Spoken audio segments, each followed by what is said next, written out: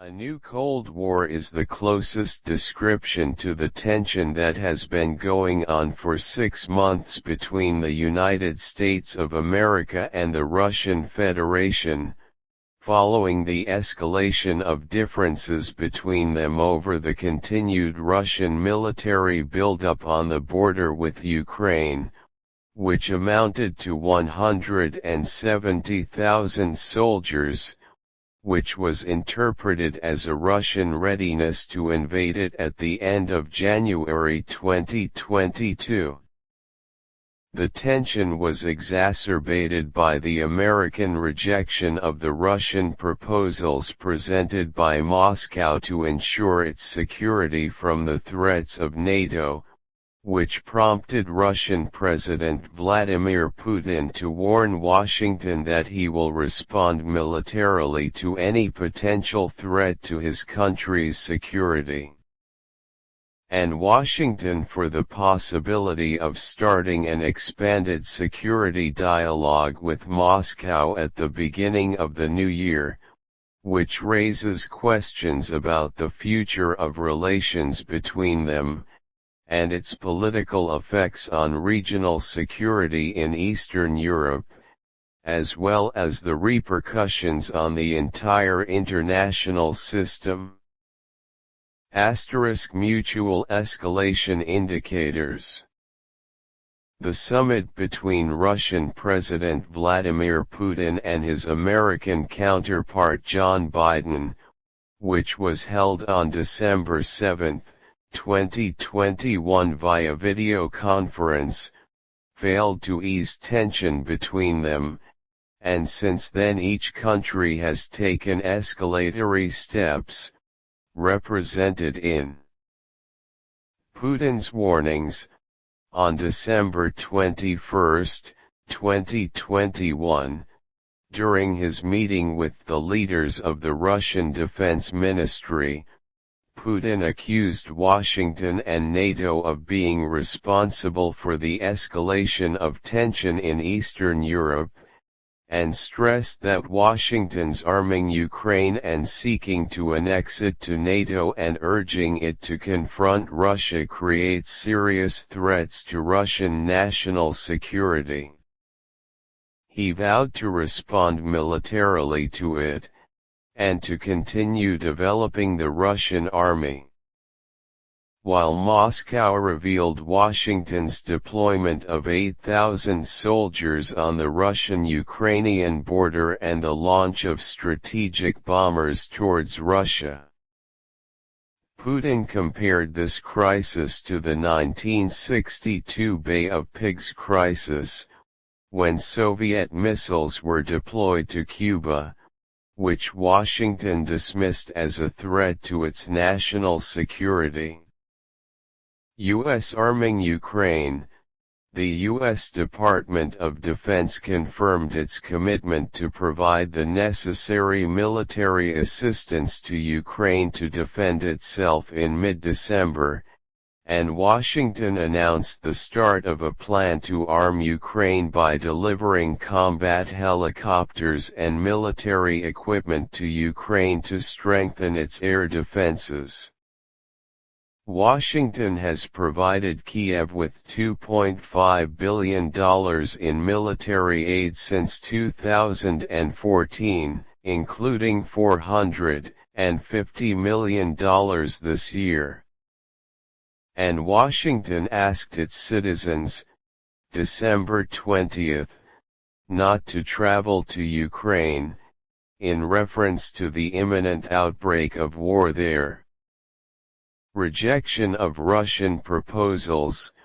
Washington rejected Russian proposals to ease security tension in Ukraine on December 18, 2021, which included conclusion of 2 separate agreements between Russia, Washington and NATO to establish a system of security guarantees in order to reduce security tensions in Europe. Demanding binding legal guarantees that NATO will abandon any military activity in Georgia and Ukraine, and if this is done, it will be in coordination with Moscow. NATO pledged not to include Ukraine and Georgia as members, and an immediate halt to the deployment of offensive weapons systems in countries bordering Russia. Washington rejected these proposals, because they are declaring a Russian guardianship of NATO's work, which prompted Moscow to escalate by sending two 22 M3 long-range strategic bombers to guard the airspace of the common borders with Belarus, which borders Lithuania and Ukraine, and announced the monitoring of Western military activity in the Black Sea. Russian mobilization. It was announced that Russian forces would be stationed in 6 main locations on the border with Ukraine. The mobilization of these forces began last spring as part of military exercises, and after the exercises ended, not all forces returned to their barracks. These forces include 100 battalions, and approximately 175,000 soldiers. Nevertheless, Moscow denies Western accusations of its intention to invade Ukraine, asserts that it has the full sovereign right to move its armed forces on its territory, and accuses Washington of forming a missile shield in Ukraine near the Russian border, and imposing economic sanctions against Moscow. European warning. A European summit was held in Brussels, on December 16, and brought together the 27 members of the European Union with the countries of the Eastern Partnership, Ukraine, Georgia, Moldova, Armenia, and Azerbaijan, which are the former Soviet republics seeking to join the Union and NATO. Moscow has warned against an invasion of Ukraine and reiterated its support for its sovereignty and territorial integrity. Paris and Berlin are seeking to revive the Normandy Formula negotiations, which include Ukraine, Russia, Germany, and France, to discuss the situation in Ukraine. Berlin also warned Moscow, on December 18, 2021, of stopping the import of Russian gas through the Nord Stream 2 pipeline, if Russia launched an attack on Ukraine, which is the longest 1,200 kilometers pipeline that passes under the waters of the Baltic Sea from Russia to northeastern Germany. If this is done, it will lead to huge economic losses for Moscow. Multiple geopolitical dimensions. Strategic importance. Moscow sees Ukraine as belonging to it due to security, geopolitical and cultural considerations. Historically, the two countries were one nation, so in 2014 Russia annexed Crimea and regained Ukraine's main industrial region, Donbass, Donetsk and Luhansk. It seeks to maintain its hegemony over Kiev by controlling its supply of energy sources and industrial inputs. Putin also believes that Ukraine's continued armament with U.S. weapons makes it preparing militarily to restore the Donbass region, Donetsk and Luhansk, which is controlled by Russia, and seeks to secede from Ukraine and join Moscow. Putin also considers Ukraine's accession to NATO or arming it with American weapons a plurality of its national security. In 2008, Washington invited Ukraine to join the alliance, but negotiations have not started until today. Washington believes that the opportunity for NATO expansion to the east eliminates any future Russian security threat to the alliance countries in Eastern Europe, which Moscow is well aware of, and therefore wants a legal pledge not to accept Ukraine's membership of the alliance, because if it joined it, this would represent an encirclement of Moscow and a threat to its military presence in the Black Sea, where the largest naval base and the Russian fleet are located. It will also represent a constant threat to Russian national security and will encourage a number of former Soviet republics to join the alliance. Russian regional coordination. President Putin visited India on December 8, 2021, as well as held a virtual summit with his Chinese counterpart, Xi Jinping on December 17, 2021, and they agreed to continue coordination between them and protect international and regional security, as he seeks to form a regional consensus Russian, Chinese, Indian on various international positions in order to keep Washington away from managing some strategic files of the three countries. Putin also strengthened his military and political alliance with Belarus, the geographically optimal way for any European ground attack on Russia. Minsk announced at the end of last November the possibility of receiving Russian nuclear weapons on its soil, in the event that NATO deploys the same in Poland on the border with it. Therefore, Moscow is exploiting the Ukrainian crisis to achieve its interests and expand its regional sphere of influence, as it sees the U.S. military withdrawal from Afghanistan as a strategic opportunity for it to enhance its political influence and military presence in the region. Central and South Asia, which is what Putin is doing by strengthening his cooperation with Central Asian countries, Pakistan, and India, and opening channels of communication with the Taliban movement ruling Afghanistan without recognizing its legitimacy. NATO has sought east towards Ukraine, a strategic threat to Russian national security that it will not allow, and seeks to take escalatory steps to pressure Washington and NATO to abandon Ukraine and Georgia's accession to the alliance. European concerns.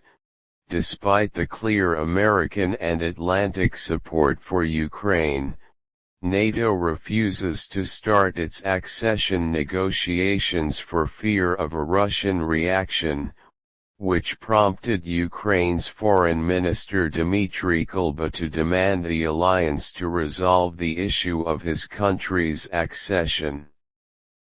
While the countries of the Eastern Partnership Group warned that the European Union would be subjected to a multi-front attack by Russia, Ukraine, Poland, and Lithuania called for imposing comprehensive economic sanctions on Russia on December 21. Lithuania expressed fears of possible Russian military strikes from Belarus. The Baltic states, Lithuania, Latvia, and Estonia, fear Russia's occupation of them, given the weak military structure of it and the NATO alliance there. Therefore, the Northern European countries are seeking to pressure Washington and NATO to ensure their security, because they know their failure in the face of any Russian military escalation against them. Future scenarios. The first is the calm and the start of dialogue. On December 22, 2021, Russian Foreign Minister Sergei Lavrov announced that his country would start a strategic security dialogue with Washington and NATO in January 2022, and denied Moscow's desire to launch any war against any country and called on Washington to take action. Russian fears of arming Ukraine seriously. This position is consistent with the recent positions of NATO and Washington, which heralds the imminent containment of the crisis through dialogue and calm. Perhaps a Russian-American presidential summit will be held in person, or a new virtual summit will be held, provided that the rounds of dialogue will be followed by foreign ministers and national security advisors. The dialogue is expected to result in a de-escalation of the security escalation and a revival of the Normandy format negotiations on Ukraine, and perhaps Washington joining it. It is also possible to discuss the entirety of the contentious issues between Moscow and Washington, which include Russian fears of a nuclear strike after Washington carried out exercises on American strategic bombers to launch nuclear weapons against Russia from the western and eastern directions, and Moscow's concern about the possibility of deploying medium and short-range missiles in Europe, as well as the traditional disputes over the Middle East, Syrian, Libyan, and Iranian files, the situation in North Korea, the recent raising of the issue of illegal immigration, and the strained Russian-European relations. This is a likely scenario, because Moscow has achieved its goal of escalation and put the Russian Federation in the position of the international competitor of the United States of America, despite the superiority of the second militarily, economically, and technically, which is what Putin seeks to achieve to strengthen Russia's regional position.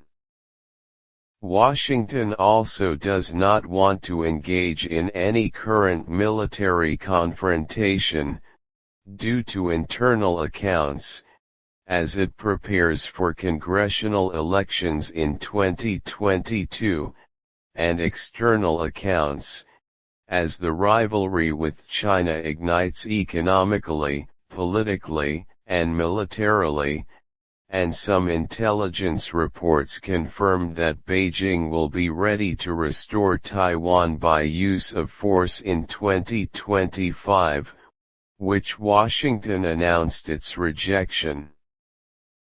The second, a limited military escalation, if the expected security dialogue fails. In January 2022, the Russian forces massed on the Ukrainian borders may resort to occupying specific areas in Ukraine, such as Donbass, because the size of the massed Russian forces does not allow the invasion of an entire country, and this will provide Moscow a location militarily and offensively against NATO forces in Eastern Europe. Moscow can recognize the independence of Donbass and support its secession from Ukraine, or join Moscow, as happened in the Crimea in 2014. The U.S. response here will be tougher sanctions on Moscow. Third, continuing tension and tightening sanctions. This scenario requires the continuation of the military buildup and security escalation by Moscow and Washington in Eastern Europe, which leads to the continuation of the current tension. Washington and the European Union will also take escalatory steps such as imposing comprehensive economic sanctions on Russia, and the Nord Stream 2 gas pipeline may be stopped, which represents an element of pressure on Moscow to reduce its buildup on the Ukrainian border. The fourth and last, military escalation. Although it is an unlikely scenario, it still exists. If NATO decides to join Ukraine, Moscow may react like invading Ukraine as a kind of self-defense, because after Ukraine joins NATO, Russia will not be able to take any escalatory step against it, because it would thus be in hostility with the countries of the alliance together, especially the United States of America. In sum, the current tension between Moscow and Washington will not be the last link in the relations between them, but will continue in various ways and in different regions due to the large number of contentious issues between them. However, it is difficult to have extensive military confrontations between the two parties, given their high material and human cost. The outcome of these interactions will determine the parameters of the new international